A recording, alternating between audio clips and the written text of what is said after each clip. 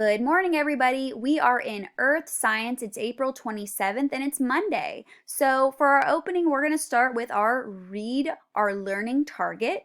Then for our mini lesson, we're going to read our chapter vocabulary. For our work period, we're going to be watching this YouTube video and following along with the forecasting weather slides. And then for our closing, you're going to take a 1-question quiz. So let's read our learning target. I can construct an explanation of the relationship between air pressure, fronts, and air masses and how they impact the formation of meteorological events such as thunderstorms and tornadoes. Now, for our mini lesson, we've got 3 words. So the first one is anemometer, an instrument used to measure wind speed. So that's how fast the wind is blowing.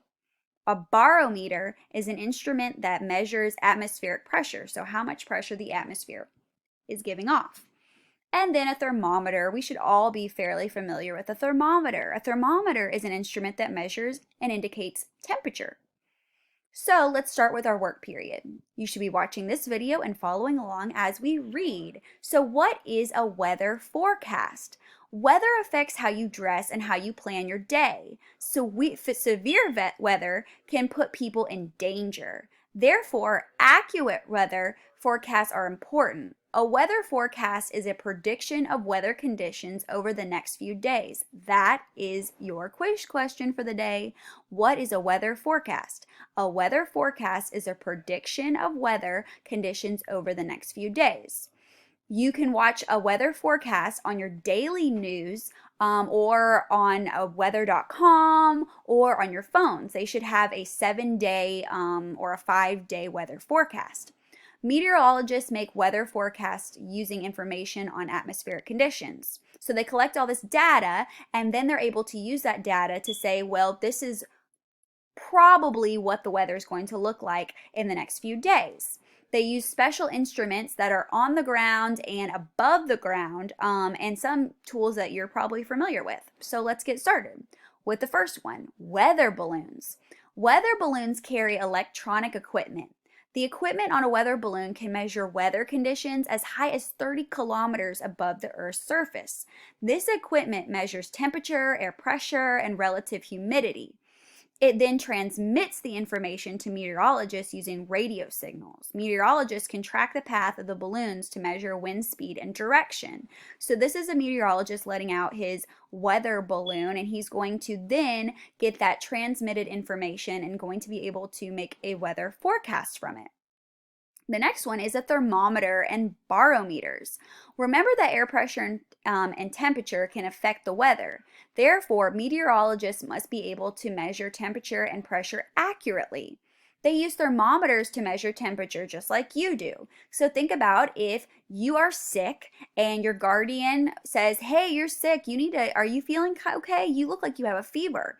Let's get the thermometer and let's take your temperature.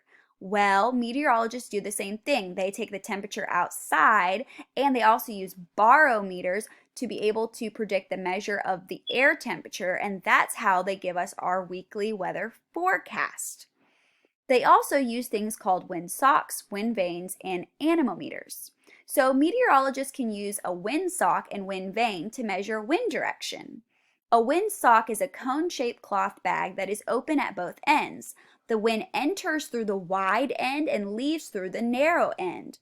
The wide end always points into the wind. A wind vane is shaped like an arrow. It is attached to a pole. The wind pushes the tail of the arrow. The vane spins until the arrow points into the wind. An anemometer measures wind speed. It has 3 or 4 cups connected to a pole with spokes. The wind pushes on the open sides of the cone. This makes them spin on the pole. The spinning of the pole produces an electric current, which is displayed on a dial. The faster the wind speed, the stronger the electric current, and the further the dials move. So basically, it's very simple. The wind will hit these and it'll start to spin around. And as the faster they spin, the higher the dial will go up and it'll tell us, oh, the wind is really, really high today. Now, radar and satellites. Scientists use radar to locate fronts and air masses. Radar can locate a weather system and show the direction it is moving. So if you've ever looked at a weather radar when a hurricane is coming through, you can see all these different colors, green, yellow, red, and it shows you where the strongest points of the storm are. That's what a weather radar is. Um, it can also show how much precipitation is falling and what kind of precipitation it is. Most television stations use weather radar to give information about weather systems that are coming in. Weather satellites are orbiting Earth and they produce images of weather systems. They can also measure wind speed, humidity, and temperatures from different altitudes. And the meteorologists use weather satellites to track different storms. So, what are weather maps? In the United States, two main groups of scientists collect weather data. One group is the National Weather Service, and the other group is the National Oceanic and Atmospheric Administration. These groups gather information about 1,000 weather stations across the United States to produce weather maps. And then it says reading a weather map. So it's going to talk to us about how we can read it properly. Some weather maps contain station models. A station model is a symbol that shows the weather at a certain location. Station models look like circles with numbers and symbols around them. The numbers and symbols stand for different measurements as shown below. So you can see like this one tells you the temperature. These two dots represent different kinds of precipitation. So they say 2 dots means light rain. And then this number tells you the dew point temperature. This marking on the end indicates how fast the wind is blowing. The direction that this bar points in is which way the wind is blowing. This number represents the air pressure. And the way that this circle is filled in shows the cloud cover in the area. So for this particular one, it indicates patchy clouds. Some weather maps, such as those you see on television, show lines called isobars, and isobars are lines that connect points of equal air pressure. They are similar to contour lines on a topographic map. Isobars that form closed circles represent areas of high or low pressure. So basically, if you see a map like this, sometimes on TV, the meteorologist will be on there, the weatherman, and he'll be saying or she'll be saying, look, guys, we have a cold front coming through. See, like this?